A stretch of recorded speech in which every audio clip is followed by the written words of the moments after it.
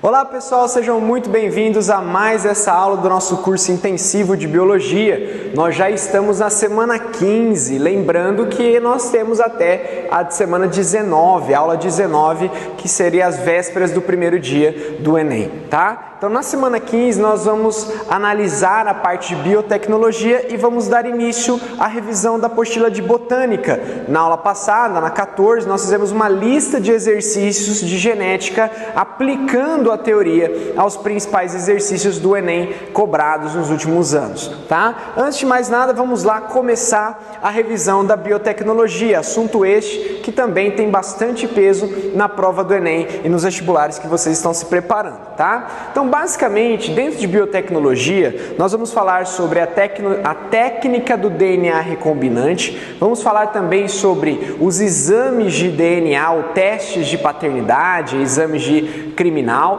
e também sobre a parte de clonagem um pouquinho mais, né, nessa parte, tá bom? Então, vamos começar aqui falando sobre a TDR. A TDR é a técnica do DNA recombinante, que consiste em introduzir um gene desejado em um indivíduo. Veja, pessoal, como é que nós introduzimos genes em indivíduos? Basicamente é através da reprodução sexuada, quando os gametas se encontram e formam um novo ser. Só que esses genes que são passados de geração para geração sempre são genes pertencentes à mesma espécie. Neste caso, a técnica do DNA recombinante consiste em colocar um gene de uma espécie em outra espécie. Isso só pode ser possível através desse tipo de interação, tá? De maneira geral, é possível também que vírus façam essa integração. Então, por exemplo, quando o vírus infecta uma célula, ele pode acidentalmente levar genes de uma espécie para outra, tá? Mas isso de maneira sem o mínimo controle. Aqui na técnica do DNA recombinante você tem total controle sobre a situação. Você vai criar então uma molécula de DNA que não existe na natureza, não tem a possibilidade de ocorrer de forma natural, como por exemplo colocar DNA humano dentro de bactérias para que aquela bactéria específica produza uma proteína humana, como por exemplo a insulina. Isso nunca vai acontecer de maneira natural, tá? Então esta molécula é chamada de DNA recombinante. DNA recombinante é um dos passos para a produção dos chamados organismos transgênicos, ou OGMs, organismos geneticamente modificados. Uma coisa é ter o DNA recombinante. O DNA recombinante em si não é um transgênico, tá? Mas o indivíduo que porta aquele DNA recombinante passa a ser um transgênico. E o transgênico, eles são simbolizados por isso aqui, que é um triângulo de bordas pretas com fundo amarelo e um T maiúsculo no centro. Todo produto que contiver traços de transgênicos industrializado deve conter este símbolo, tá? No Brasil, basicamente você vai encontrar isso em embalagens de ração para animais, produtos derivados de milho, de soja, tá? Que são os principais produtos transgênicos que nós encontramos no nosso país, tá? Aqui nós podemos ver alguns exemplos de vetores, né? No caso, um vírus bacteriófago. Esse bacteriófago parece uma pequena nave espacial, tá? Ele é uma das ferramentas importantes para a fabricação de um DNA recombinante. Aqui nós vemos uma bactéria do tipo bacilo, que é aquela alongada, que vai ser, né, uma das principais veículos de introdução desse gene, por exemplo, a Escherichia coli, tá? E aqui a gente pode ver os pequenos vírus ali, centenas deles cercando e invadindo uma bactéria, tá? O que nós podemos analisar sobre isso, pessoal? Como é que funciona basicamente essa técnica? Vamos pensar aqui, ó. Eu tenho um DNA humano. Vou até fazer a questão do DNA aqui, é o meu DNA de interesse. Tá? É esse DNA que eu quero de certa forma modificar ou introduzir, certo? Eu preciso de uma tesoura para cortar esse DNA. Essa tesoura, ela é chamada enzima de restrição. Essa enzima de restrição, originalmente, eram enzimas produzidas por bactérias que visavam cortar, inutilizar, picotar DNA virais, evitando que os vírus conseguissem infectar e dominar essas bactérias. Essa enzima de restrição, então, ela passou a ser utilizada para que o homem pudesse manipular o DNA, visto que o DNA é universal. A mesma sequência ali, ou aquele mesmo pareamento entre timina, adenina, citosina e guanina que ocorre na espécie humana, ocorre também para os vírus ou bactérias, enfim, tá? Então essa enzima de restrição, ela acabava por cortar um segmento de DNA numa determinada sequência, ok? Então esse pedacinho do DNA, que era o meu gene de interesse, tá? Esse gene de interesse, ele precisava ser introduzido em uma bactéria, em um local chamado de plasmídio. Então veja, nós temos aqui uma bactéria, essa bactéria tem o DNA principal dela, que eu chamo de nucleóide, bactéria e o seu nucleóide, e essa bactéria tinha aqui, vou desenhar de outra cor, um DNA circular chamado de plasmídio. Então o cientista retira esse DNA circular, esse plasmídio, através de técnicas específicas para isso, e com a mesma enzima de restrição, ele fragmenta, ele corta, ele secciona esse plasmídio, tá? E aí ele vai fazer a introdução do gene de interesse que ele cortou do ser humano no plasmídio bacteriano. E aí ele cola isso aqui, tá? Com uma outra enzima chamada de ligase, que vai ser a cola biológica. E nesse momento eu tenho o quê? Eu tenho um plasmídio de bactéria que tem um gene de interesse humano introduzido. Então eu posso colocar aqui que isso é um DNA recombinante. Isso é um DNA recombinante. E o que eu vou fazer com esse DNA recombinante? Bom, se eu só ficar olhando para ele ali não vai dar nada, né? Eu preciso devolver esse DNA recombinante para a bactéria de origem. O que vai acontecer? Então aquela bactéria que eu desenhei ali em cima, aquela bactéria roxa, que tinha o seu DNA próprio, seu nucleóide, ela vai receber agora o seu plasmídio transgênico, o seu plasmídio recombinante. E aí ele vai ter um pedaço do DNA humano. Agora eu posso dizer que essa aqui é uma bactéria transgênica.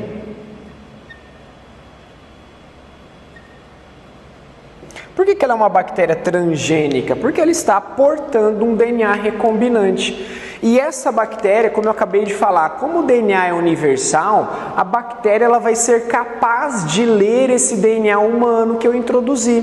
E o que estava escrito nesse DNA humano? Provavelmente estava escrito uma receita para a produção de proteína. Nesse caso, quando a bactéria for ler o seu DNA na sua chamada transcrição e ler o seu plasmídio, muitas vezes no plasmídio está escrito o quê? Como a bactéria vai contra-atacar, por exemplo, antibióticos, como que ela vai destruir antibióticos do qual elas são expostas. Então ela passa a ser uma bactéria resistente. E nessa parte pretinha, que é o gene de interesse, ela pode produzir, por exemplo, insulina, que é uma proteína humana, é uma proteína de interesse humano, que é gerado por aquele gene que eu introduzi. Então, antigamente a insulina era retirada de cadáveres, era retirada de porcos, tá? A quantidade de rejeição que os diabéticos tinham de insulina era muito grande, o custo da extração era muito grande, era muito caro a insulina. E hoje elas são produzidas em larga escala através de bactérias transgênicas que recebem esse plasmídio recombinante, basicamente usando uma ferramenta chave chamada de enzima de restrição. Tá? Então sempre que falar da técnica do DNA recombinante, não se esqueça das enzimas de restrição. Vamos dar uma olhada aqui no nosso slide, nas nossas imagens, tá? Então veja, aqui é um DNA específico, aqui é o DNA exógeno, é aquele DNA que vem de fora, é o DNA estrangeiro, eu vou usar esses pequenos robozinhos aqui que eu representei pela minha tesourinha, que era a enzima de restrição. Cortei os 2 DNAs com a mesma tesourinha, com a mesma enzima de restrição, de modo com que as pontas fiquem complementares. E quando eu aproximar os 2 DNAs, eles se encaixem perfeitamente. Tá? E depois a ligase vai fazer esse arremate e o DNA vai ficar juntinho, unido e passa a ser um DNA recombinante. Quando esse DNA recombinante for doado para um outro ser, este ser que recebeu o DNA recombinante passa a se chamar transgênico, tá? Aqui um outro esquema bem interessante para que vocês possam ver. Eu peguei a célula humana, extraí o DNA, extraí o gene de interesse, da mesma forma que eu desenhei ali. Tá? Do outro lado eu tinha as bactérias, retirei os plasmídios das bactérias, com a mesma enzima de restrição que eu cortei o gene humano, eu cortei o plasmídio, juntei os 2 através da ligase e devolvi para a bactéria. Agora essa bactéria é uma bactéria transgênica.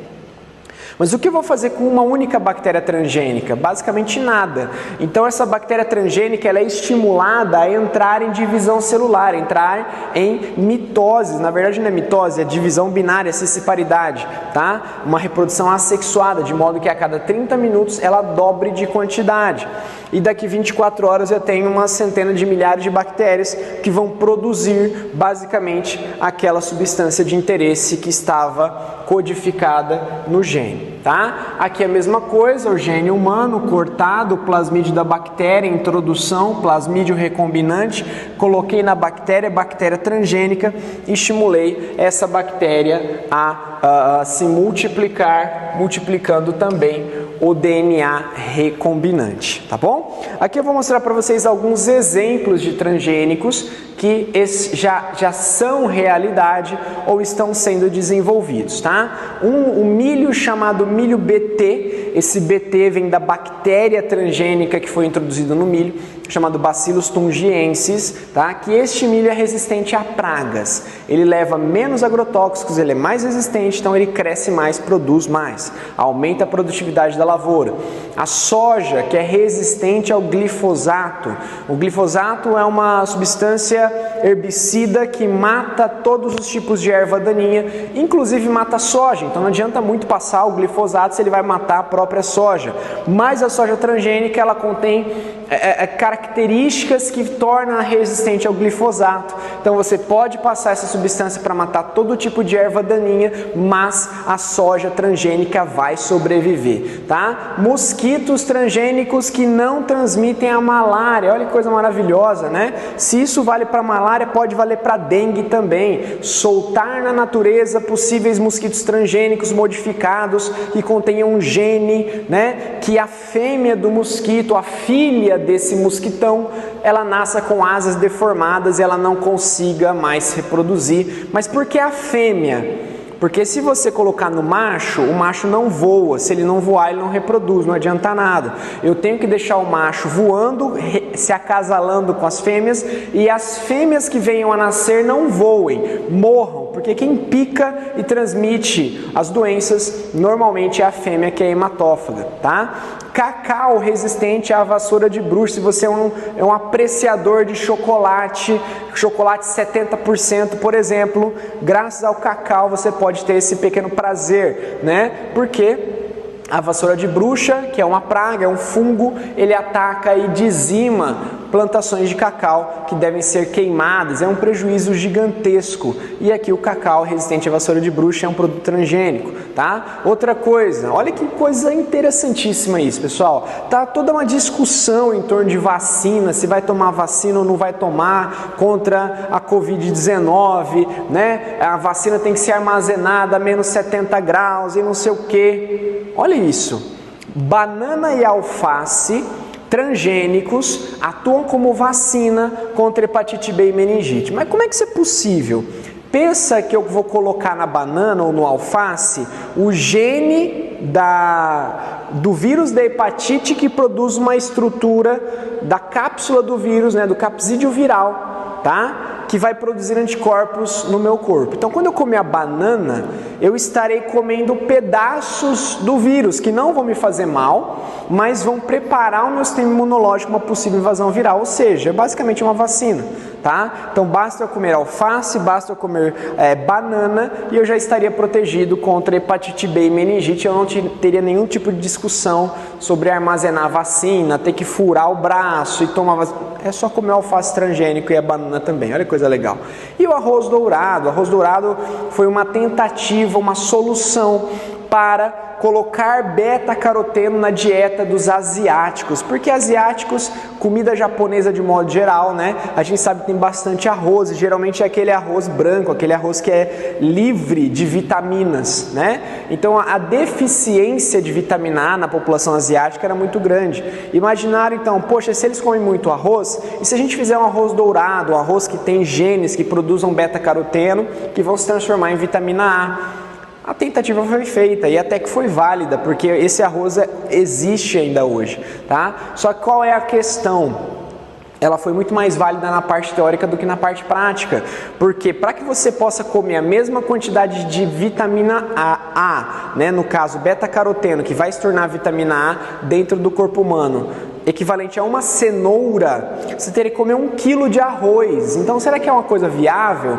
Comer 1 quilo de arroz, será que não vai dar mais problema calórico, né, do que propriamente por falta de vitamina? Às vezes é melhor comer uma cenoura inteira do que 1 quilo de arroz, né? Então funcionou, mas não teve muita utilidade essa questão do arroz dourado, tá? Aqui que vocês podem ver alguns produtos transgênicos, ou pelo menos que levam o selo dos transgênicos, como ração de cachorro, o óleo de soja, entre outros derivados aqui, tá? E aqui nós temos um outro produto que também é derivado de soja e está escrito livre de transgênicos.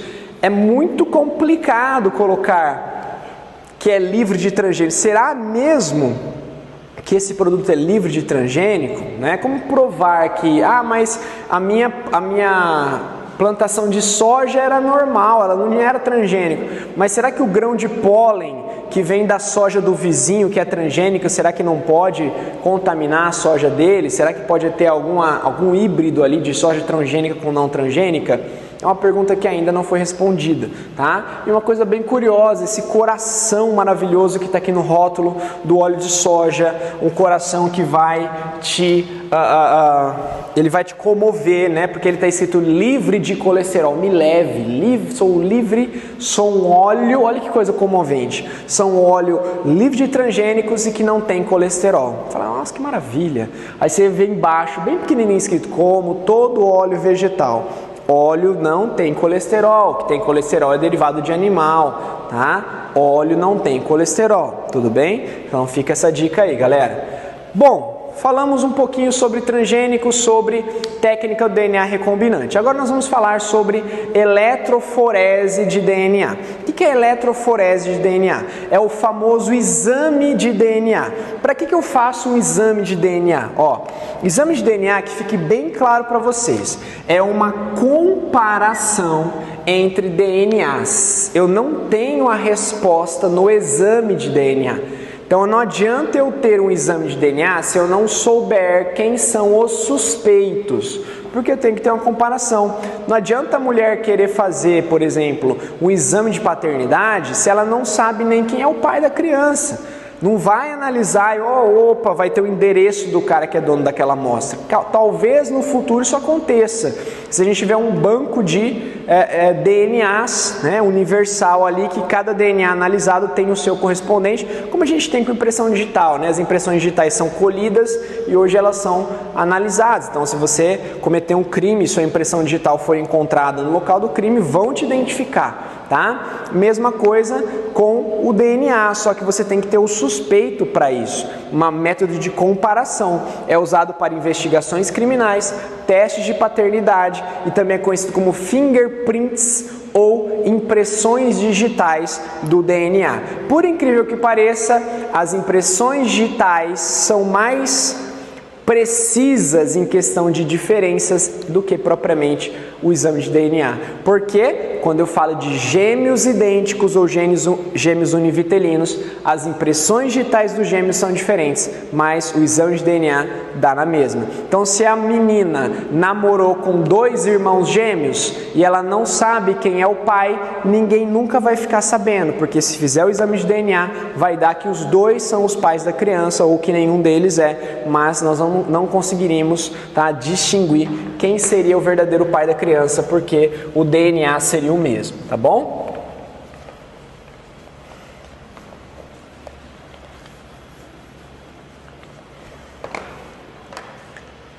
Aí aqui, ó, isso aqui, gente, chama-se cuba de eletroforese, tá?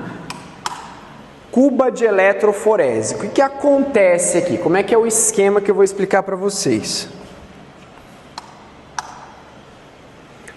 Então, primeira coisa, eu vou pegar o DNA que eu quiser. Pego lá o DNA. Aí, eu vou usar uma enzima de restrição. De novo, enzima de restrição, tá? Eu vou usar aquela tesoura, a enzima de restrição. Enzima de restrição. Para que eu vou usar essa enzima de restrição? Para cortar o DNA em vários segmentos, várias partes. Então eu vou cortar o DNA aqui, aqui, aqui, aqui e aqui, por exemplo, tá?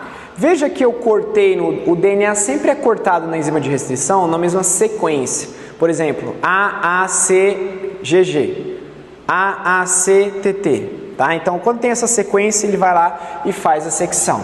Então, eu tenho aqui ó, o fragmento 1, o fragmento 2, o fragmento 3, o 4, o 5, o 6, por exemplo, tá? Aí eu vou pegar todo esse DNA, todo cortadinho, como se eu tivesse rasgado um papel em pedaços maiores e menores, e vou colocar dentro deste aparelho chamado cuba de eletroforese.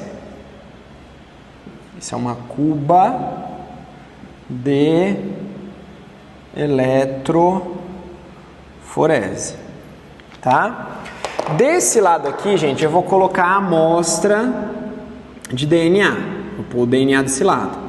Então eu coloco uma amostra aqui num pocinho, tá? Você já viram aqueles aparelhinhos para chamar pipeta?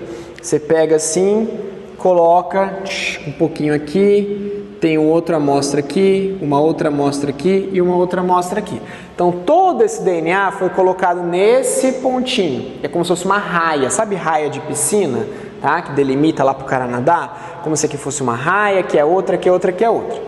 Tá. Aqui é um gel, é uma gelatina que o DNA vai correr. E do outro lado é um polo oposto. Vamos lembrar que o DNA tem polo negativo. Por que ele tem polo negativo? Porque o DNA é formado por nucleotídeo, que é um fosfato, uma pentose e uma base nitrogenada. E o fosfato é PO4 menos 3. Então ele tem um polo negativo, tá? Nesse caso, eu vou ligar uma corrente, um polo positivo aqui, que vai começar a puxar as moléculas negativas do outro lado. E elas vão começar uma corrida. Como se eu disparasse e vai sair uma corrida. Mas veja, eu estou puxando. A tendência é que as moléculas maiores, elas caminhem pouco. Enquanto que as moléculas menores sejam puxadas com mais facilidade. Então veja, cada banda dessa aqui, cada risquinho é um pedaço desse DNA que foi seccionado. Então, por exemplo, essa banda aqui, ó, a que ficou mais próxima da largada, do início, seria o maior pedaço do meu DNA, que nesse caso seria o número 5, tá? Essa banda aqui, que foi a mais distante da largada, ou seja, chegou mais próximo da chegada, né, seria o número 4, que seria o menor pedacinho do meu DNA. E assim eu tenho que fazer para todos as outras amostras. Se elas forem diferentes, elas vão formar sequências diferentes, tá? Elas vão formar sequências diferentes, mas se elas forem iguais, elas vão formar uma sequência exatamente igual, como que aconteceu com a amostra que eu tinha aqui e essa amostra desse suspeito, ela foi exatamente igual. Quer dizer que o DNA que eu coloquei no começo é o mesmo que tem ali do S3 da amostra do suspeito 3. Então eu posso dizer que ele é um criminoso? Não, eu posso dizer que a amostra que eu encontrei no local do crime pertence a esse cara aqui, não pertence aos outros. Aí é outra situação, é outro passo na análise de DNA, tá? Olhando aqui, eu tenho evidência da cena do crime, 2 bandas. Suspeito A só teve uma, suspeito B tem exatamente as 2. Aqui foi um pouco de economia no desenho, tá? Eu podia ter colocado mais exemplos aqui para a gente poder comparar, mas veja aqui, a mãe está em azul, o pai em amarelo. Essas cores aqui, gente, são cores fantasia, mas elas ficam muito claras, muito fáceis de identificar. O seu vestibular não vai trazer colorido, ele vai trazer em preto e branco, então é importante que você saiba fazer isso. Nós vamos fazer, tá? Uma resolução de uma questão como essa no finalzinho dessa aula. Então o que acontece aqui, a mãe, o pai, aí eles têm filho 1. O filho 1 tem a banda azul da mãe, mas tem também a do pai e da mãe. Então eu posso comparar e chegar à conclusão que o filho 1 é filho do casal, tá bom? O que acontece? Quando eu falo aqui, nesse caso de análise de um crime, a amostra tem que bater 100% com o suspeito. Se não bater, não é.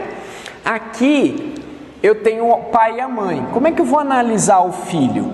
As bandas presentes no filho têm que ter explicação em um dos parentais. Então, por exemplo, essa banda que o filho tem, eu posso explicar pela mãe. Essa banda que o filho tem, não tem na mãe, mas tem no pai, e assim vai. Todas as bandas precisam ter correspondência no pai ou na mãe. Veja o F2. A mãe correspondeu essa banda aqui, mas essa vermelha não tem na mãe e também não tem nesse cara aqui, no pai. Então é possível que o filho 2 seja somente filho da mãe, não seja do pai.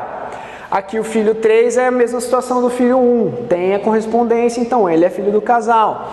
E o filho 4 não tem nem correspondência no pai, nem correspondência da mãe, é possível que ele seja um filho adotivo, tá? Mas daqui a pouco nós vamos fazer um exercício do Enem que fala sobre isso, tá? Isso aí é exame de DNA.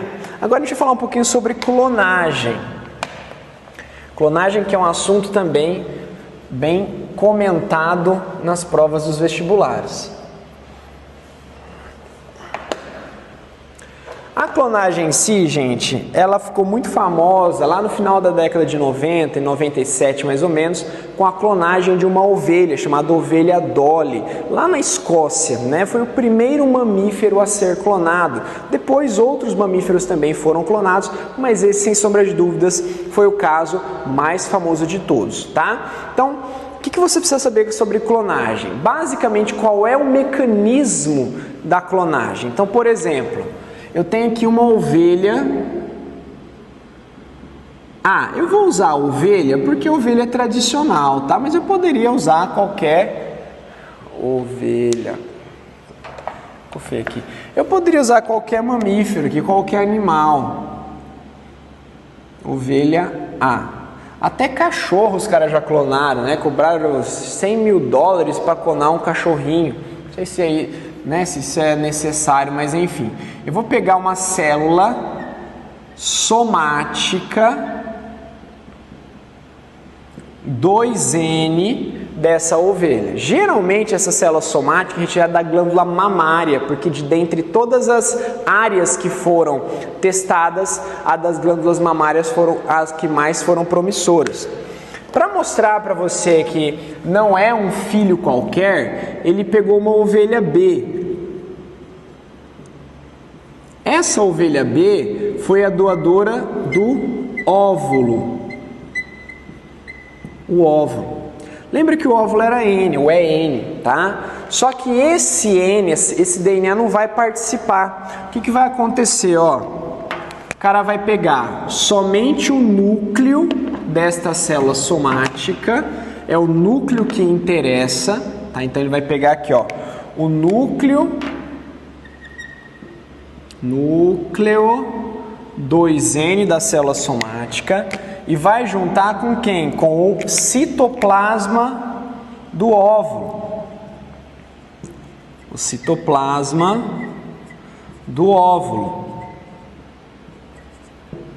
E vai fundir, vai usar pulsos elétricos e vai fundir essas duas estruturas, citoplasma do óvulo e núcleo 2N da célula somática. Agora eu tenho aqui o que? Um zigoto 2N que vai dar origem a um embrião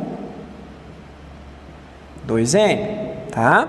Esse embrião precisa de um útero, precisa de algum local para se desenvolver. E aí os cientistas, para aumentar ainda mais o drama da questão, falaram, quer ver? Eu vou mostrar que vai ser ainda mais interessante. Eu vou pegar uma ovelha C, que vai ser a mãe de aluguel. E aí eles implantaram um embrião na ovelha C e nasceu o clone. O clone, então, ele teve o DNA, o núcleo somático da ovelha A, ele teve o citoplasma da ovelha B, ele formou um zigoto que virou embrião e foi implantado no útero da ovelha C. Aí ele nasceu. Aí a pergunta é, este clone, ele é clone de quem? De qual das três ovelhas? O clone é clone da ovelha A, porque ele levou o DNA nuclear da ovelha A. Tá bom?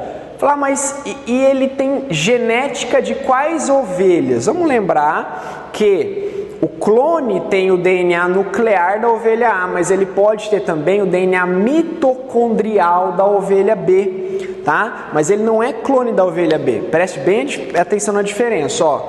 Se ele perguntar para você de quem o embrião em questão, de quem o animal que nasceu ali é clone, ele é clone da ovelha A, porque ele tem os genes dos cromossomos nucleares, tá bom? Agora se perguntar, este clone tem traços genéticos de quem? Tem características genéticas de quem? Aí você pode dizer, ela tem características genéticas nucleares da ovelha A e mitocondriais da ovelha B. A ovelha C só é a mãe de aluguel, ela não contribui em nada geneticamente com o clone, tá bom? Então isso é chamada clonagem reprodutiva. Para que fizeram a clonagem reprodutiva? Para mostrar que eles eram capazes de fazer. Mas uma clonagem reprodutiva não tem muita eficiência, eficácia, porque o clone ele vai nascer com a idade genética de quem ele foi clonado. Então, se essa ovelha, foi o que aconteceu com a ovelha Dolly, essa ovelha Dolly, ela morreu cedo, ela teve um envelhecimento precoce, porque ela foi clonada já de uma ovelha adulta. Então, praticamente, quando ela nasceu, ela era uma ovelhinha, um bebezinho, mas ela já tinha 4 anos de idade genética. É como se você quisesse clonar seu vô, né? Você congelasse, ele selecionasse células do seu vô de 80 anos, porque quando ele morrer você quer clonar o seu vô, certo? Então seu vô tem 80 anos, você separou as células e guardou aquelas células com 80 anos. Ele morreu, tá? Aí fala, eu quero clonar meu vô. Vai nascer um bebezinho clone, só que com 80 anos de idade genética. Ou seja, ele não vai ter muita expectativa de vida não, porque ele não vai ter mais 80 anos, não vai ter 120 anos de DNA, não vai, tá? Então isso acaba sendo algo que limita a clonagem reprodutiva. Na Coreia do Norte, se eu não me engano, Coreia do Sul, tá? Teve um senhor que perdeu um cachorrinho, né? O seu único companheiro era um homem solitário, tinha um cachorrinho ali, o cachorrinho morreu e ele resolveu clonar o cachorrinho, né?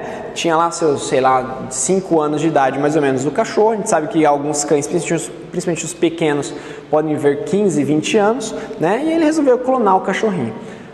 Pagou, sei lá quantos $1000, né? Clonou o cachorro. Só que ele percebeu que o cachorro era um pouco diferente do outro, ele não era igual ao outro. Ele podia ser igual fisicamente, mas ele era completamente diferente no temperamento. Aquele outro cachorro era mansinho e gostava de colo. O clone dele era agressivo e não queria colo. Então era outro cachorro. Mas é óbvio, é igual ao irmão gêmeo. Irmão gêmeo eles são iguais fisicamente, geneticamente, mas eles são pessoas diferentes. Um clone seria a mesma coisa. Falar, eu sou muito legal, eu gosto tanto de mim que eu quero me clonar quando eu morrer, né? Para as pessoas não ficarem sem minha presença. Se você acha que você é super legal, se você se clonasse, pessoal, o seu clone podia ser chato, e aí? Não adianta nada, né? Você ia ser bonito igual você, mas você é um cara chato, não adianta muita coisa.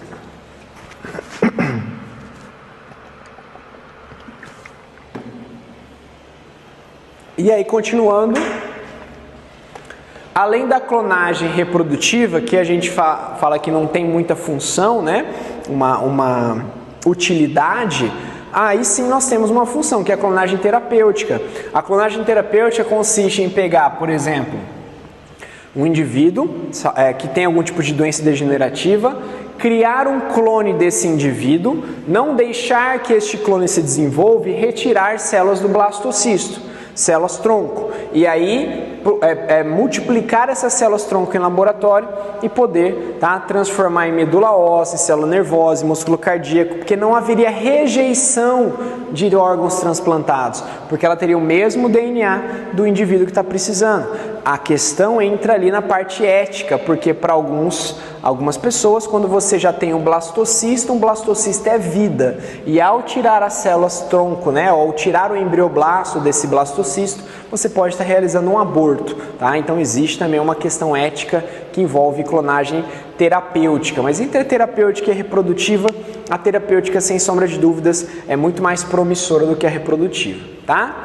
E aí aquilo que eu falei para vocês a respeito daquela questãozinha do Enem, que eu ia trazer na aula pra gente. Então, ó, tá no slide essa questão, tá? Eu deixei aqui para você baixar abaixo do nosso vídeo, certo? Então, 5 casais alegavam ser os pais de um bebê. Olha que confusão, né? A confirmação da paternidade foi obtida pelo exame de DNA. O resultado do teste está esquematizado na figura, em que cada casal apresenta um padrão com 2 bandas de DNA. Faixas, uma para cada suposto pai e outro para a suposta mãe, comparando-as com o bebê. Então vamos lá. O bebê está aqui. Lembra? Tudo que tiver no bebê tem que ter correspondência ou no pai, ou na mãe, ou nos dois. Então a primeira banda, ó, não tem nesse pai, tem na mãe. Tem no pai, não tem na mãe, tem, não tem, tem, não tem, não tem, não tem. Se não tem, gente, aqui, o casal 5 tá fora. Já tá fora, tá? Segunda banda do filho, do bebê. Não tem, tá fora. Não tem, tá fora. Tem no pai, tem na mãe. Ótimo, vamos lá. Aí eu tenho terceira banda do bebê. Esse aqui já tá fora, né? Esse e esse já estão fora. Sobrou só o 3 e 4. Esse também tá fora. Terceira banda. Não tem no pai, mas tem na mãe. Não tem nem no pai nem na mãe. O 4 tá fora. Olha que fácil que foi essa questão. Então a resposta é o casal 3, letra C, tá? É só ir comparando e vai vendo se tem no pai ou não tem no pai, tem na mãe, não tem na mãe, tem no pai, não tem nos, não tem nos dois, já está descartado, tá? O que pode acontecer aqui é eu descartar todo mundo, ninguém é pai da criança ou mãe da criança, nenhum dos 5 casais em questão, mas não foi o que aconteceu, certo? Agora, gente, deixa eu ver aqui. Agora nós vamos falar sobre botânica. Nós encerramos a parte de genética e vamos dar início à revisão de botânica, onde vamos revisar a parte de reprodução das plantas. Vamos dar uma olhadinha ali comigo. Voltamos aqui com a botânica agora e a primeira coisa que nós temos que lembrar é sobre este cladograma, a filogenia dentro de botânica. O que é filogenia, então? Essa relação de parentesco evolutivo dentre as plantas. Vamos lembrar uma coisa, ó. As plantas possuem um ancestral que é um grupo de algas verdes, tá? As algas são ancestrais das plantas, especificamente as algas verdes são ancestrais, tá? Então, o que planta e alga têm em comum? Basicamente, clorofila A e B, e tem também parede celular de celulose, tá? Clorofila A e B e parede celular de celulose são as características que unem todos esses vegetais, certo? Mas o que a alga não tem que as plantas têm? Tá aqui, ó, gametângios revestidos por células estéreis, que é uma proteção, tá, no órgão produtor de gametas das plantas, que não tem nas algas. Embrião retido dentro do gametângio feminino, ou seja, o embrião, a pequena plantinha, não é jogada no ambiente, ela fica retida dentro do gametângio feminino e protegido, coisa que as algas não têm e as plantas têm. Todas as plantas que eu disse, elas têm embrião, elas são chamadas de embriófitas. Quem são as embriófitas? Vou fazer a sigla aqui, ó, BPGM-GA. Briófita, pteridófita, gimnosperma e angiosperma, BPGA, tá? Todas embriófitas são todas as plantas terrestres que têm embrião retido dentro do gametângio feminino. Aí o que acontece? Como é que eu separo as briófitas do restante das plantas? As briófitas são avasculares, não tem vasos condutores de seiva, por isso elas têm pequeno porte. Já as pteridófitas têm vasos condutores e se mantêm até as angiospermas. São plantas chamadas de traqueófitas, tem traqueias, tem feixes vasculares, tá? Que são a PGA. O que é PGA? Pteridófita, gimnosperma e angiosperma, ok? Aí, como é que eu separo o pteridófita da parada? Pteridófita não tem semente, gímeno e anjo tem. Quem tem semente, semente é esperma, tá? Quem tem semente é chamada espermatófita. Quem que é espermatófita? GA, que é gimnosperma e angiosperma. E o que eu separo as angiospermas do resto das plantas? É que elas apresentam flores e frutos, tá? Angiospermas apresentam flores e frutos, que é algo exclusivo delas, e assim eu as separo. Então, cladograma como esse, gente, é algo muito possível de cair no Enem, porque já caiu pelo menos umas 2 vezes. Vocês devem ter questões aí na apostila de vocês, tá? Na apostila de revisão, que tem esse tipo de abordagem filogenética das plantas. Então isso aqui é o basicão, é algo que eu preciso saber. Se você não gosta de botânica, mas você quer acertar questões vestibulares, tenha que saber a parte filogenética, essas características do que é comum entre elas e o que as difere dos grupos, tá? E, obviamente, exemplos de cada um desses grupos que nós vamos começar a falar agora. Então, eu vou falar primeiro, na escala evolutiva, primeiro sobre briófitas e eu vou subindo na complexidade, tá?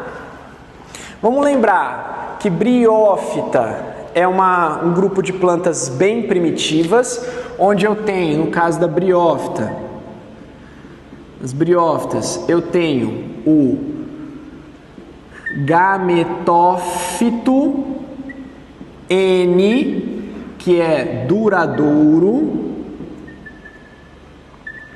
enquanto que o esporófito 2N, é efêmero, ou seja, ele é passageiro, ele é rápido, é curta a vida dele, tá? Então só lembrando aqui, ó, nós temos um gametófito, é aquela plantinha pequenininha, verdinha, tá? Predominante, ok? Com rizóide, cauloide, filóide, e em cima do gametófito feminino, esse é o feminino. Depois de fecundado, cresce o esporófito, que é composto por pé, seta, o haste, tá? E a cápsula, onde aqui dentro ocorre a meiose. Só lembrar disso, vocês conseguem ver ali, tá? No desenho, né? Na foto, os gametófitos em verde, os esporófitos aqui em cima dos gametófitos femininos, como se fossem pequenas antenas, tá?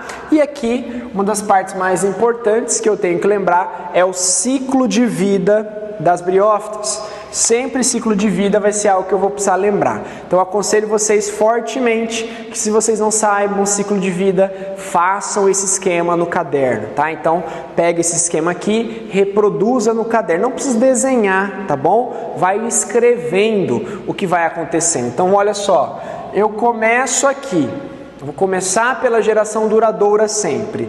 Eu tenho o gametófito feminino, o gametófito masculino, tá? Ambos são N e são dioicos, mas eles não têm dimorfismo sexual, eu não vejo diferença entre eles. No alto do feminino existe uma garrafinha que eu chamo de arquegônio, e dentro do arquegônio tem a oosfera. No alto do gametófito masculino tem uma pequena raquetinha chamada de anterídeo, e o anterídeo é o gametângio masculino, é o órgão produtor de gametas que produz anterozoides.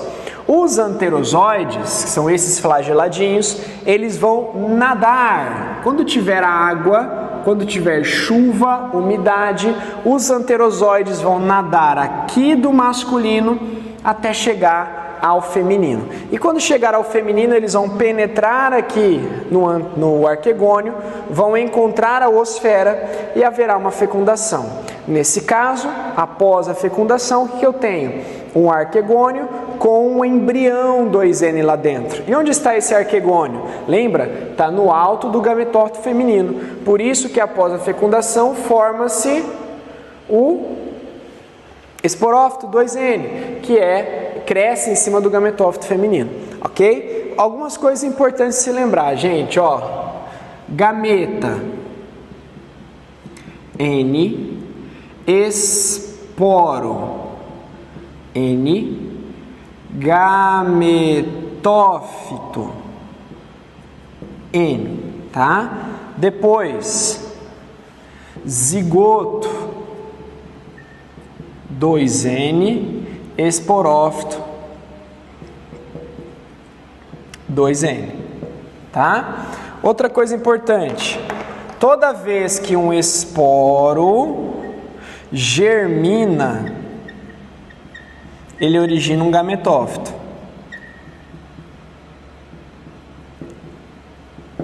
Tá? E toda vez que um gameta fecunda,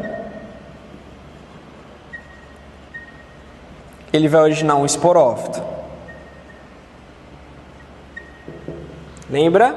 Esporo é N, gametófito é N, gameta é N, mas a hora que fecunda, forma um 2N. É claro que não vai formar um 2N direto, como aqui, ó, os gametas fecundaram, primeiro formou um zigoto 2N, depois um embrião 2N, aí finalmente formou um esporófito 2N.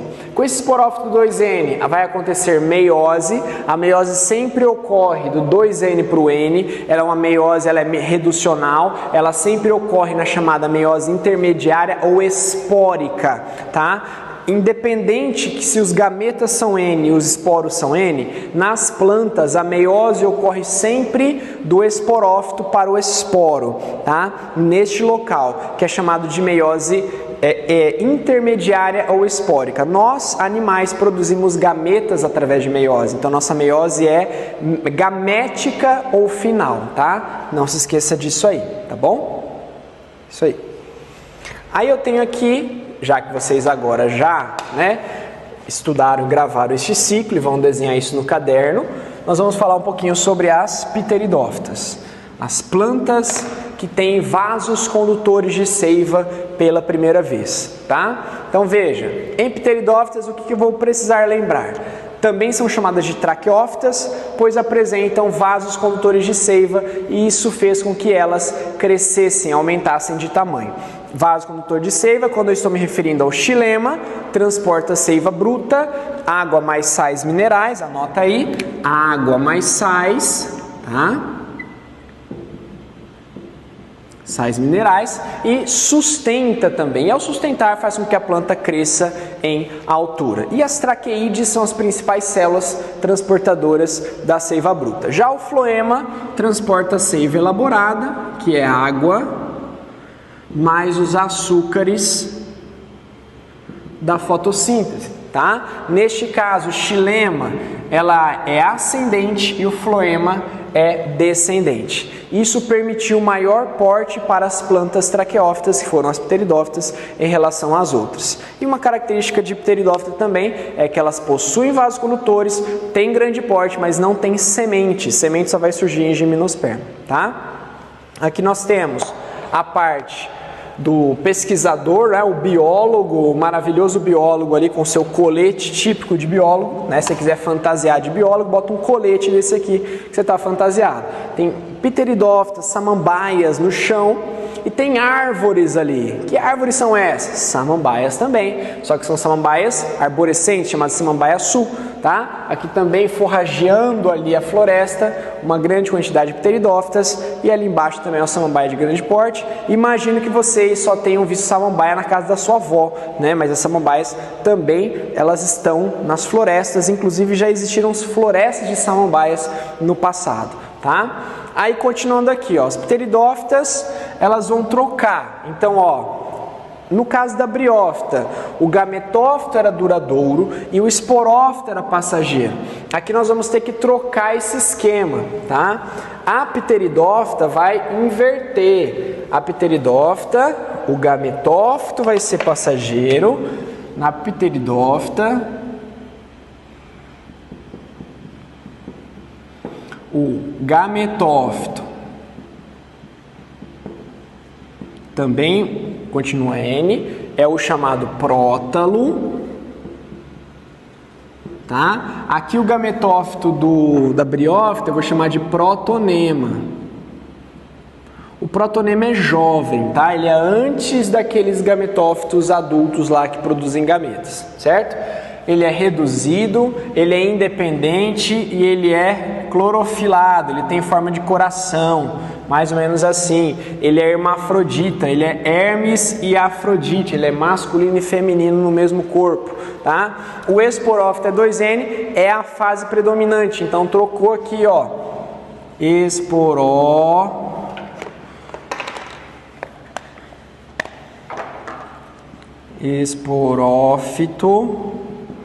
2N, tá? Duradouro. Qual que é a diferença principal? É só inverter? Mais ou menos. Aqui o gametófito era duradouro e o esporófito dependia do gametófito, crescia em cima dele, lembra do desenho? Aqui o esporófito é duradouro, mas o gametófito é passageiro, tudo bem, mas ele não depende do esporófito, porque esse gametófito ele faz fotossíntese, então ele é independente. Ele tem vida curta? Tem, mas diferente desse cara aqui, que era completamente dependente desse gametófito, esse gametófito ele faz sua própria fotossíntese, tá? Então gametófito predominante. Aqui nós temos soros. O que são soros? Reuniões de esporângios. O que é um esporângio? Esporângio é como se fosse aqui, ó, um pequeno taco de golfe. Isso é um esporângio. Lembra lá da briófita que tinha a cápsulazinha que era o esporângio? Aqui é o esporângio. Só que o soro é o que? São vários esporângios como esse, uma reunião, como se fosse uma reunião chamada de horizontal.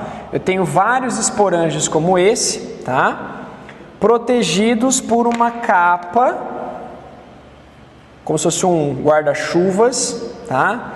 Que fica embaixo da folha da samambaia. Então, quando a gente tem a folha lá da samambaia, os folíolos, embaixo ficam aquelas bolinhas, geralmente quando ela está na fase reprodutiva. Cada bolinha dessa é o que? É um guarda-chuva desse, onde embaixo fica protegido os esporângios. Então isso aqui chama-se soro, ou soro, tá? Falo soro para diferenciar de soro de vacina, né? De soro de imunização.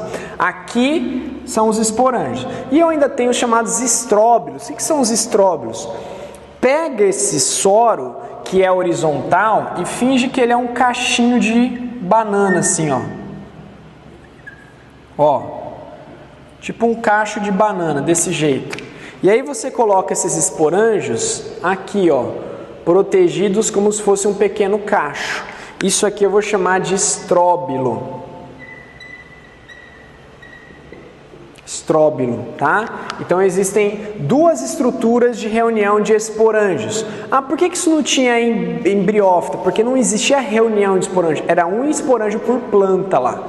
Tá? Aqui para cada planta tem um monte de esporângios. Eles podem se reunir de maneira horizontal, embaixo da folha, chamada de soro, ou vertical, no alto da folha, num cachinho chamado de estróbilo. Tá? Então isso aqui é uma diferença importante dentro das pteridófitas. Tá? Então nós vemos aqui, ó, embaixo das folhas nós temos os soros, tanto da samambaia quanto da avenca, tá? E no alto ali da estrutura nós temos os estróbilos, que são reuniões verticais de esporângios. As samambaias mais primitivas, as pteridófitas mais primitivas têm esporângios nas formas de soros. As pteridófitas mais modernas, mais avançadas, mais desenvolvidas, por exemplo, Selaginella e a Lycopodium, né, que são grupos de samambaias mais desenvolvidas, elas têm esporângios na forma de estróbilos, que já é muito parecido com o que a gente vai encontrar nas gimnospermas, que é aquela pinha que tem no pinheiro, tá bom? Bom, aí o ciclo de vida, assim como eu mostrei o ciclo de vida das briófitas, eu vou falar um pouquinho sobre agora as pteridófitas, tá? Então nós temos aqui a parte do ciclo de vida das samambaias, eu vou usar a samambaia como exemplo. A samambaia é chamada de isosporada. O que é a samambaia isosporada? É aquela que apresenta um único tipo de esporo.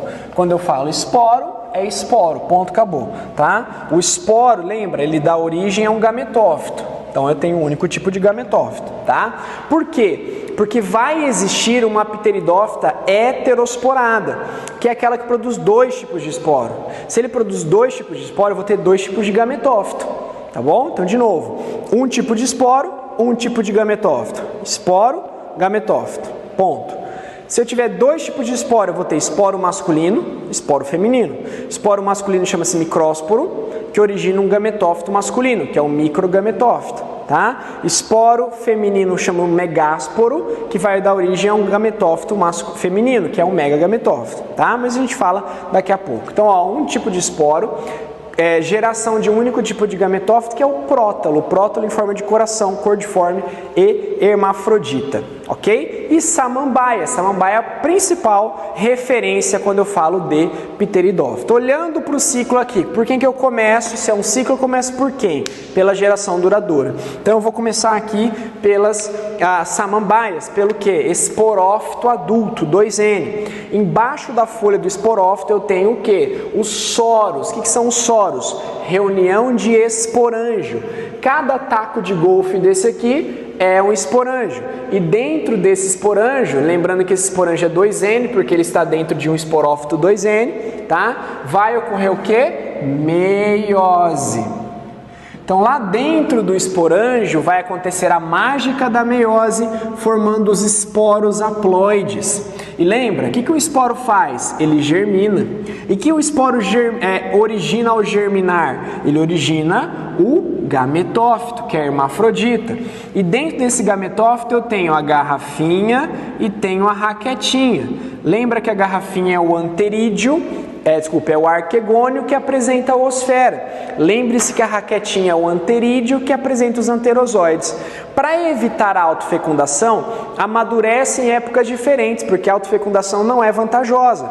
Poderia muito bem, um anterozoide sair daqui e fecundar a oosfera, mas eles amadurecem em épocas diferentes. Mas lembra que o chão da floresta deve estar repleto desse tipo de gametófito. Então, fatalmente, os anterozoides produzidos e liberados, que pegarão carona com a água, reprodução via água, por isso tem que ter flagelo, vão fecundar oosferas de outros gametófitos que estão por ali. Lembra, o que acontece com o gameta? Ele fecunda. O que acontece com o gameta depois que ele fecunda? Forma o zigoto, 2N, forma embrião, 2N, forma o quê? O esporófito, 2N. Então, a partir desse zigoto aqui, vai se formar um esporófito jovem. E o esporófito jovem vai dar origem à nova samambaia. Lembrou? Gameta fecunda formando esporófito, esporo germina formando gametófito, sempre vai ser assim. Qual vai ser a dificuldade? No próximo grupo eu vou ter dois tipos de gametas e eu vou ter dois tipos de esporos. Aqui eu só tenho dois gametas e um esporo. Eu tenho oosfera e anterozoide como gameta, que vão fecundar. Eu tenho um único esporo que vai germinar. Na próxima etapa, que a gente vai para as gimnospermas, nós vamos ter dois tipos de esporo. Isso cria uma dificuldade um pouco a mais, mas nada que impeça que você entenda o processo de reprodução das plantas, tá bom? Vamos falar um pouquinho sobre as gimnospermas agora, para entender o salto que vai acontecer. Nesse momento, gente, é um salto gigantesco na evolução das plantas. Porque até então essas plantas elas dependiam quase que totalmente da água para a reprodução. Agora não, agora elas vão ter uma independência na reprodução.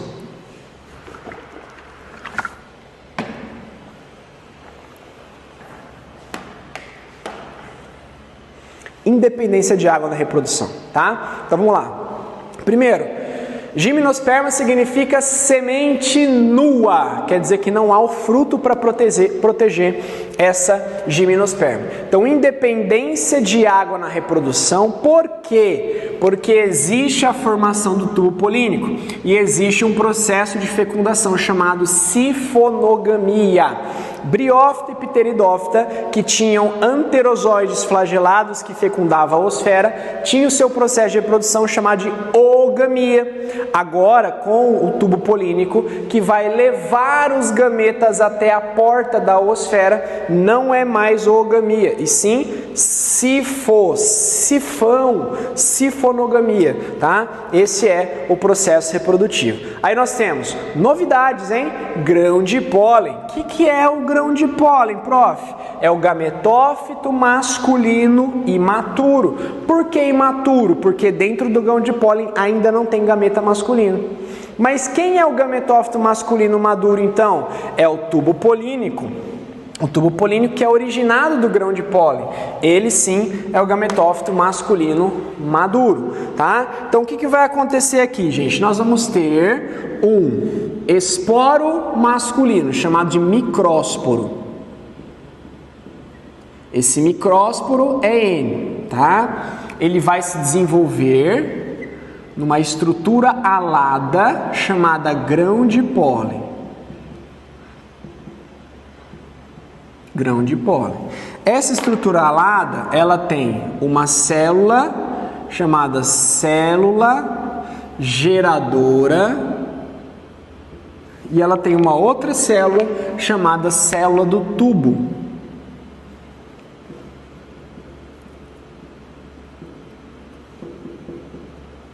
Célula do tubo.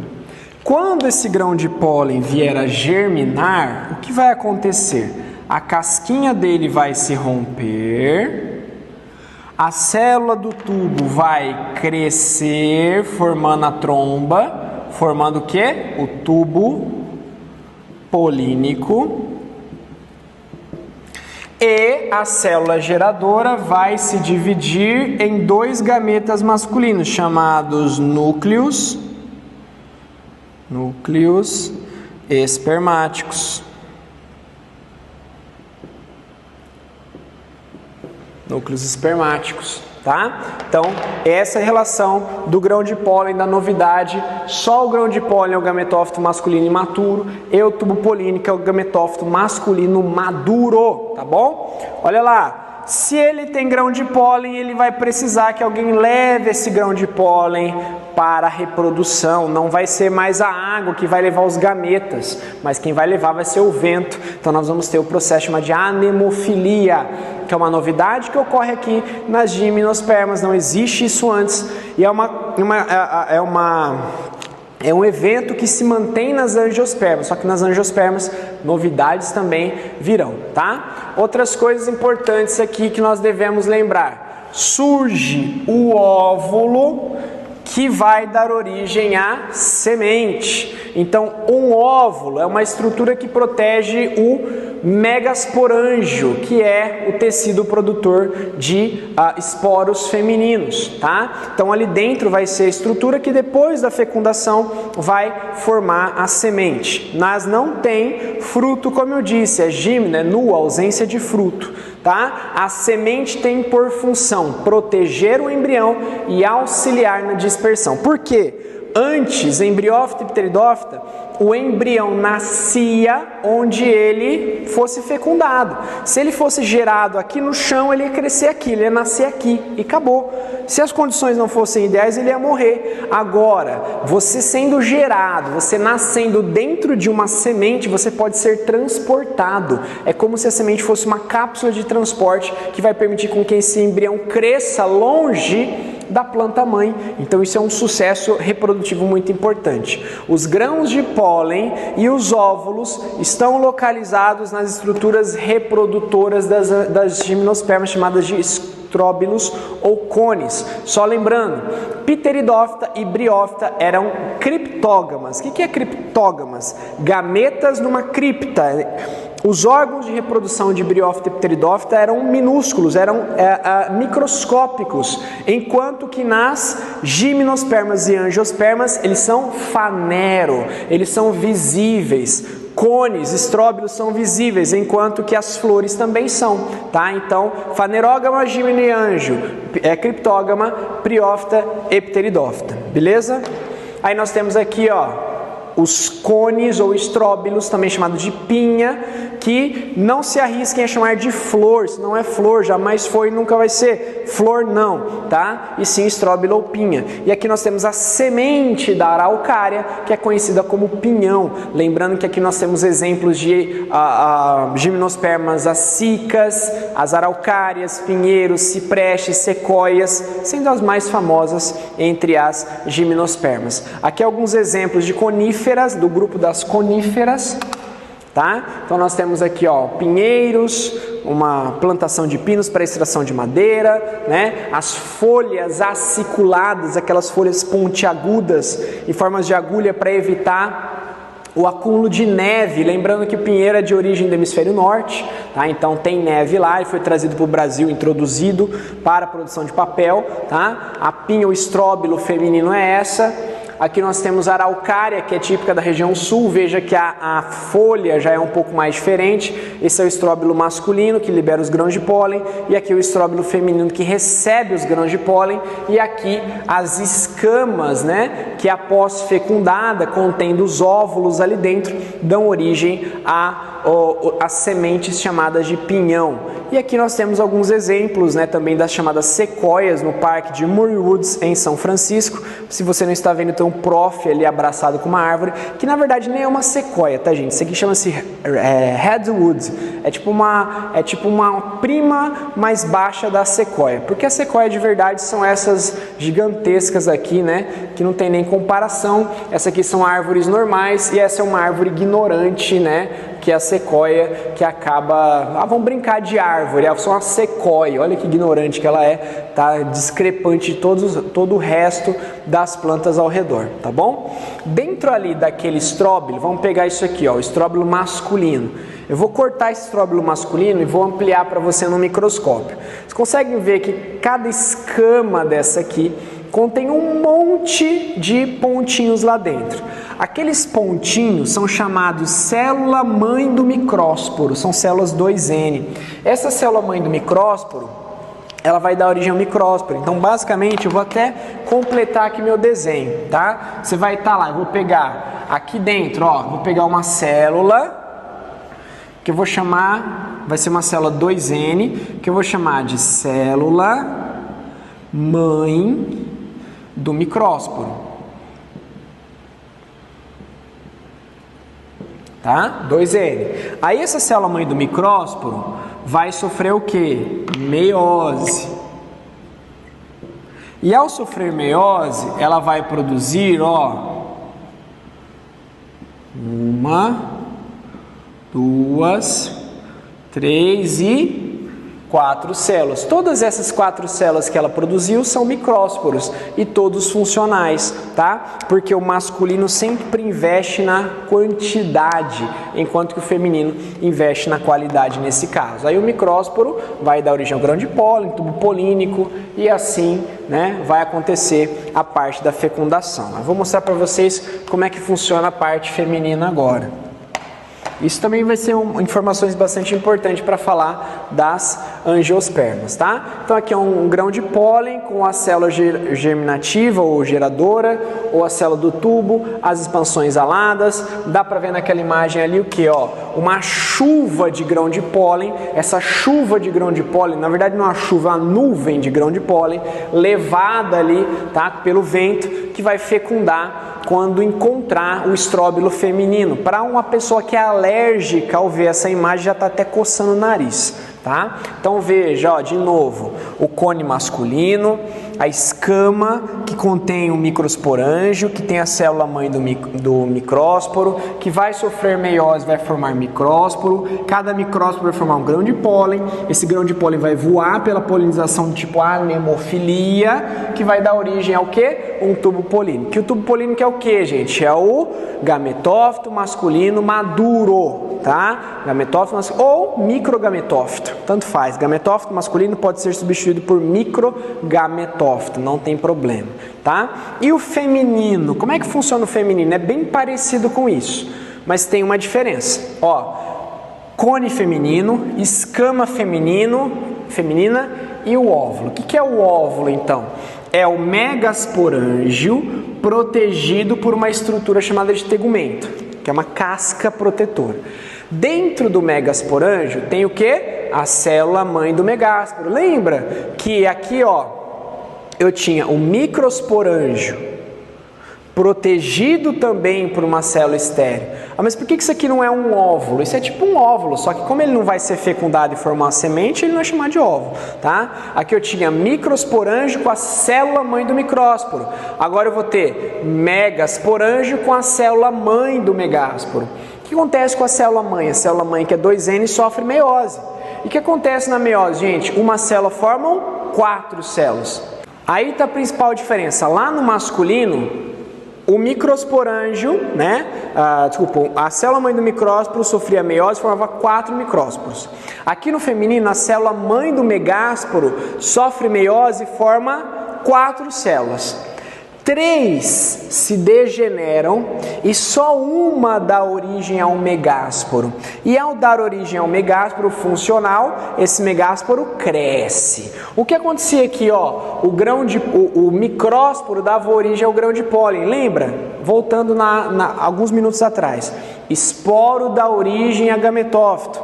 Gametas dão origem a esporófito, tá? Então, esporo dá origem a gametófito. Então, o megásporo, quando germinar, ele vai preencher todo esse espaço do óvulo com essa massa vermelha aqui, que é o megagametófito, ou gametófito feminino, ou saco embrionário.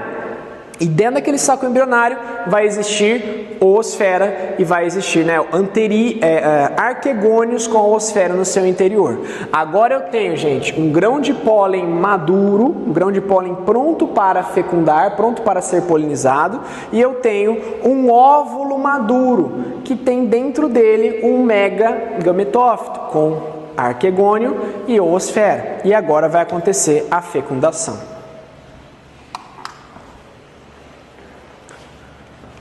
Olha lá na fecundação. O que ocorre na fecundação então? Ó, primeira coisa, o grão de pólen chega na micrópila e germina. Ele germina e faz o quê? Ele vira um tubo polínico. O que é micrópila, prof? É a abertura do óvulo, tá? É a abertura do óvulo. E aí ele vai levar os gametas masculinos até a oosfera. A célula do tubo forma o tubo polínico, que é um microgametófito maduro, tá? A célula geradora se divide por mitose e forma 2 núcleos espermáticos.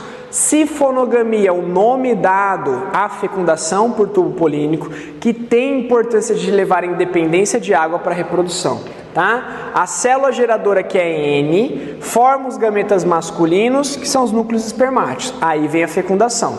A fecundação consiste, tá, ó, no primeiro núcleo espermático, que é N, encontrar e fecundar a oosfera, que também é N, dando origem ao zigoto, que é 2N.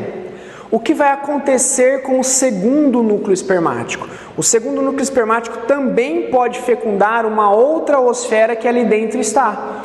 E formar um outro embrião também, um zigoto embrião. Teríamos agora 2 embriões, só que nesse caso apenas um deles vingaria, sobreviveria, porque senão a competição entre eles faria com que os 2 não vingassem, tá? Então, isso não é uma dupla fecundação, são 2 fecundações. Qual que é a diferença de 2 fecundações e dupla fecundação? 2 fecundações é quando você tem a mesma coisa originada. Primeiro núcleo espermático e oosfera dando origem ao zigoto. Primeiro núcleo espermático, entendeu? 2 zigotos. A dupla fecundação, que vai vir lá nas angiospermas, forma o zigoto ou embrião e o endosperma, que é o tecido de reserva, tá? Continuando aqui, ó. Geralmente formam-se vários zigotos, como eu comentei, mas apenas um sobrevive para evitar competição, tá? O óvulo após a fecundação dá origem à semente. O óvulo após a fecundação dá origem à semente. E o que preenchia o óvulo? Aquela massa vermelha era um megagametófito, ou saco embrionário, tá? O embrião 2N se nutre do megagametófito, ou saco embrionário, que passa a se chamar endosperma N. Então veja que não existe nenhuma fecundação para formar um endosperma N. Simplesmente ele muda de nome. Ele era megagametófito, ou saco embrionário, e passa a ser endosperma N. E aí é um ciclo de vida das gimnospermas nesse caso, tá? Cone feminino, cone masculino, produção de grãos de pólen, polinização dos grãos de pólen que chegam até a micrópila, formação do tubo polínico, fecundação, núcleos espermáticos fecundando a oosfera, que dá origem ao embrião, que vai dar origem a um novo pinheiro, uma nova gimnosperma dentro de uma semente, tá? Vamos lembrar que a semente, olha lá a semente ela é formada, tá? Pelo tegumento, que é chamado de tegumento 2N, ela porta o embrião, que é 2N, a casca, tá? É chamada de tegumento, a dispersão da semente, que é levar a semente para longe, normalmente é feita por animais que vêm, comem a semente ou levam a semente, escondem, como esquilos, por exemplo, pássaros, gralha, escondem para depois e acabam esquecendo, tá? Em condições ideais, a semente vai germinar e uma nova planta, um novo esporófito vai se desenvolver, tá? Isso gerou maior sucesso na ocupação do ambiente terrestre, foi quando as pteridófitas ficaram para trás e as gimnospermas dominaram a parada toda, tá bom? E a araucária, presta bem atenção aqui, pegadinhas e pegadinhas acontecem com isso. A araucária, o pinhão é a semente e a pinha não é o fruto nem a flor, a pinha é o estróbilo ou cone, tá bom? Estróbilo ou cone, tá? E agora, reta final da aula, vamos lá falar sobre as angiospermas. Vou tomar uma água e já falar de angiosperma então. Ó, o que nós temos que falar sobre elas? Novidades. Quais são as novidades aqui? Primeira coisa, ovário. Surge o ovário. O ovário protege o óvulo. Quem quer o óvulo? O óvulo dava origem à semente. Agora o ovário passa a dar origem ao fruto. Então veja, gímeno, óvulo forma semente. Ovário protege o óvulo forma a semente e o ovário forma o fruto. Por isso que o fruto envolve a semente, por isso que angiosperma significa semente na caixa, semente protegida pelo fruto. A principal função do fruto, sem sombra de dúvidas, é a atração de animais que possam levar essa semente para longe, ou a dispersão, o próprio fruto atuando como um dispersor, fazendo com que a semente seja jogada para longe. Essa é a principal função. Dispersão da semente, tá? O fruto é o ovário desenvolvido após a fecundação, o óvulo fecundado se transforma em semente. E fanerógamas, já falei sobre isso, fanerógamas são as plantas que apresentam as estruturas de reprodução visíveis, no caso das flores. E quem representa as angiospermas são plantas do filo Antófita, são as plantas que têm flores, tá? Aqui nós temos uma flor básica, vamos lembrar as partes de uma flor. Ela é formada pelo pedúnculo, que é o cabinho da flor. Ela é formada por uma base mais larga, como uma taça, chamada receptáculo floral, que é essa aqui. Ela é formada de fora para dentro, tá? Pelas sépalas, cujo conjunto chama-se cálice, que são folhas verdes e ásperas que protegem a flor enquanto botão. Ela é formada pelas pétalas, que são sedosas, coloridas e são para atração. O conjunto das pétalas chama-se corola, tá? Para dentro, ela é formada pelos estames, que são as partes masculinas, formadas por filete e anteras, por onde os grãos de pólen são produzidos. O conjunto dos estames chama-se androceu. E no meio, geralmente no centro, nós temos o pistilo ou carpelo, que é formado pelo estigma, estilete e ovário. Dentro do ovário tem os óvulos formam as sementes e o ovário forma o fruto. E o conjunto dos pistilos ou carpelos forma-se o gineceu. Gineceu é feminino, ginecologista, lembra? Feminino. E androceu endorceu é masculino. Essas são as partes de uma flor. Sabendo aqui que o grão de pólen tem a sua grande importância para chegar na parte feminina da flor, nós temos aqui alguns tipos de polinização. Polinização é quando o grão de pólen é levado para outra flor. A anemofilia se manteve lá das gimnospermas, polinização pelo vento. As flores não precisam atrair, chamar atenção, ter cheiro. E que elas precisam ter estigmas plumosos, como se fossem penas, para poder captar os grãos de pólen quando eles passam com o vento. Muito pólen, para que eu precise produzir grão de pólen, para chegar até a flor alvo. E flores pouco atraentes, na verdade elas têm que ser muito eficientes e não atraentes. Muito grão de pólen, estigma grudento, pegajoso, tá? Para que a polinização pelo vento aconteça. A polinização por entomofilia e também por ornitofilia, inseto e pássaro, são polinizações muito parecidas. Pássaros e insetos gostam de BCG. O que é BCG? Bonito, cheiroso e gostoso. Tem que ser atraente, colorida, chamativa.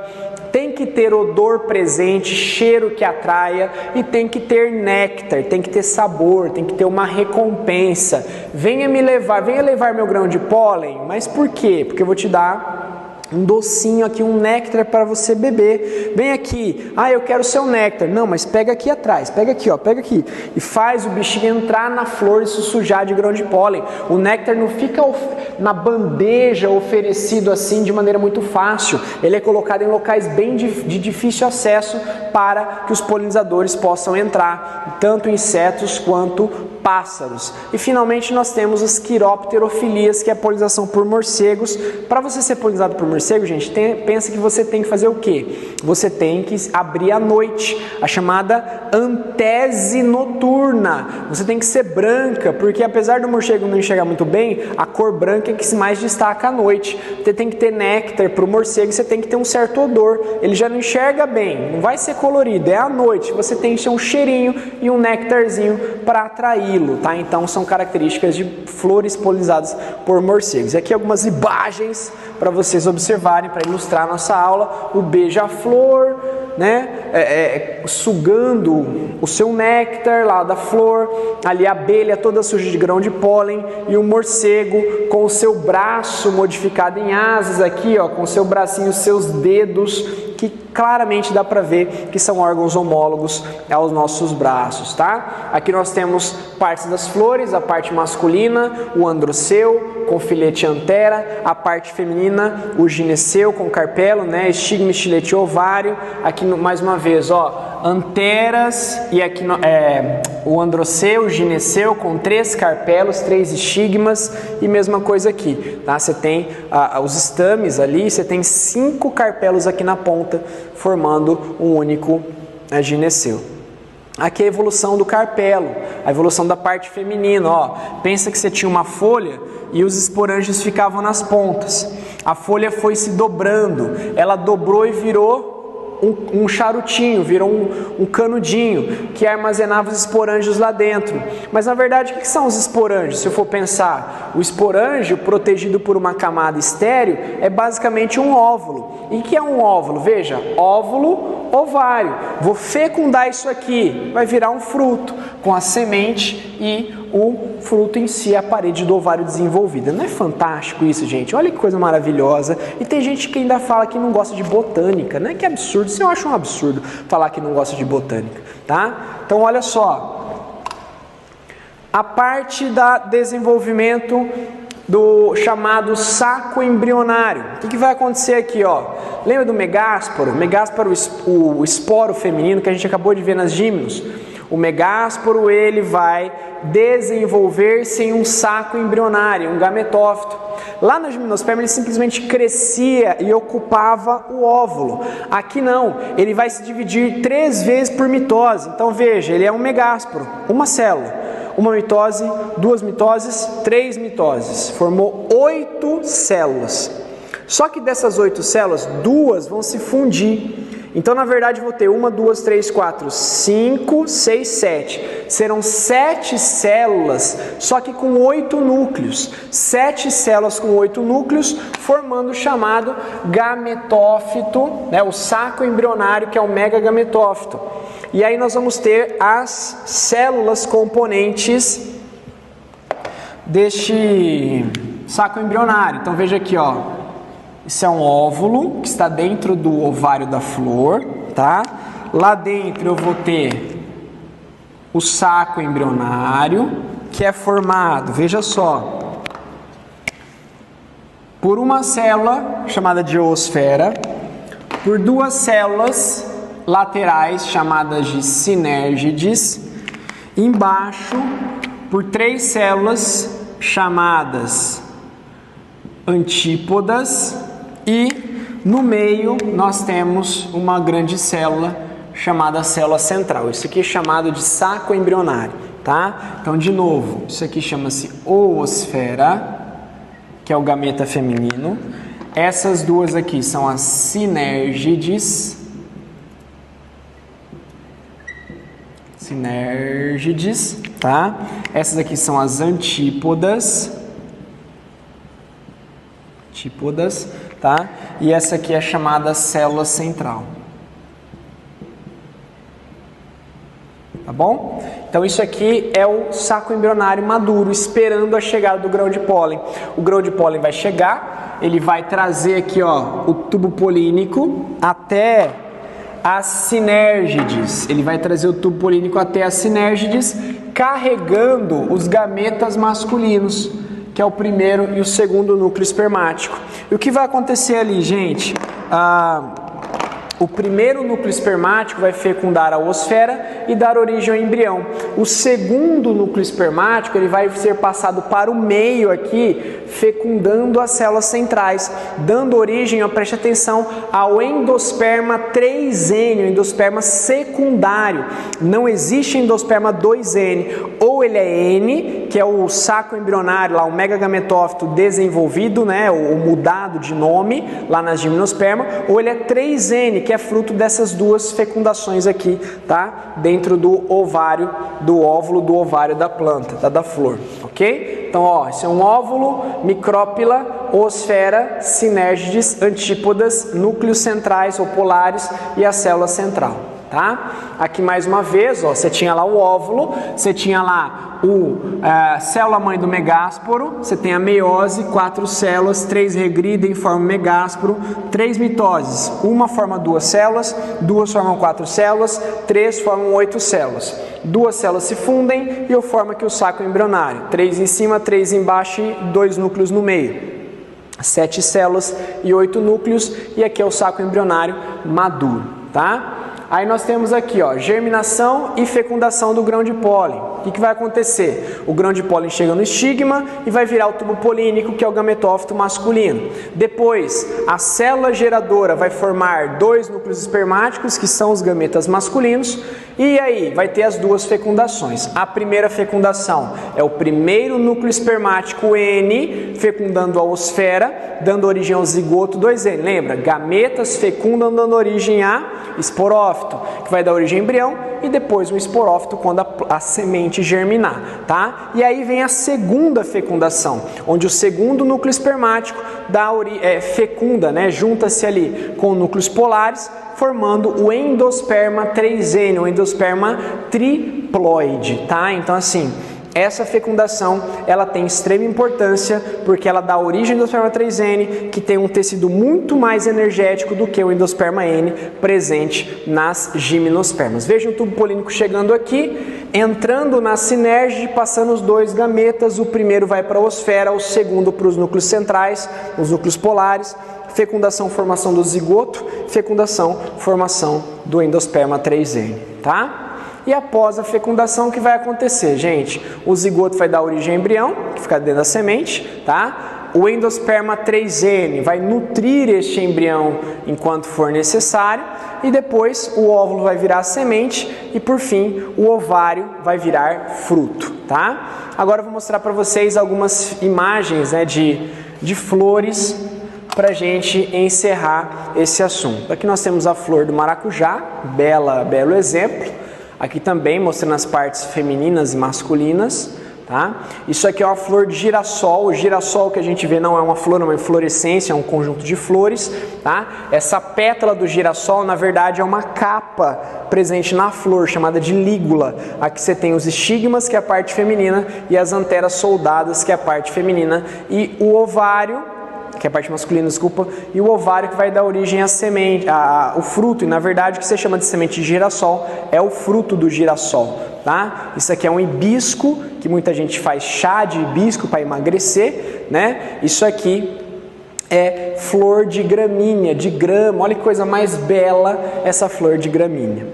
Pra gente encerrar, gente, eu vou pagar mico para vocês mais uma vez, tá? Essa aqui é minha música autoral da reprodução das plantas, tá? Então, eu vou cantar para vocês, mais uma vez, Gustavo Lima na parada. Minha voz não está muito boa hoje, estou um pouco rouco, né? O tempo está muito seco, mas vou pagar mico para vocês mais uma vez, porque o prof ama vocês, tá? Então, ó, começa assim. Vamos olhar para a reprodução das plantas, em que o protalo é igual a um coração. Chego a pensar como os gametas se encontram no chão, nos musgos e nas lindas samambaias. Anterozoide, anteridiorrosfera, os dois se encontram dentro do arquegônio, formando embrião. Agora o refrão. Na ângio está ovário para fecundar, e o grão de pólen vai se formar, saco embrionário, ele vai chegar, fruto vai virar. E o esporo masculino germinando, o grão de pólen e o tubo originando, do androceu para o gineceu, polinização. Refrão. E nessa canção tem dupla fecundação, e a osfera gera o embrião, e os endospermas triploides serão semente e frutão. De novo.